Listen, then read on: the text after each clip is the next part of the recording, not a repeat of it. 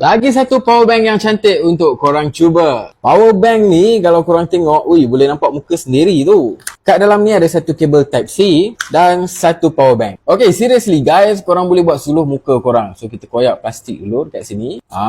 Clear guys. Macam cermin kot. Kat bahagian tepi ni ada butang power dan juga Type-C untuk korang nak charge balik power bank ni. Dan dekat bahagian belakang, dia datang sekali dengan 4 kabel. So micro, Type-C dan juga Apple. Also ada USB untuk korang terus charge direct. Kat bahagian tepi sini pun dia ada port USB kalau korang nak charge gunakan kabel korang. Dan kat bahagian atas ni dia ada battery indicator. Lampu LED dia berfungsi dengan baik. So kat bahagian sini memang cermin lah guys. Sesuai sangat untuk orang perempuan yang nak buat suluh muka dia orang. Sambil-sambil ada power bank, sambil-sambil suluh muka untuk buat makeup. Tak adalah berat bag guys. Output untuk power bank ni adalah 15 watt dan sesuai lah kalau korang nak gunakan ni untuk charge smartphone korang ataupun apa-apa device korang. So disebabkan kabel dia dah ada, kita just cucuk je dia dan dia dah pun charge. Senang je guys nak buat power bank ni ke mana-mana. Check out dekat beg kuning di bawah.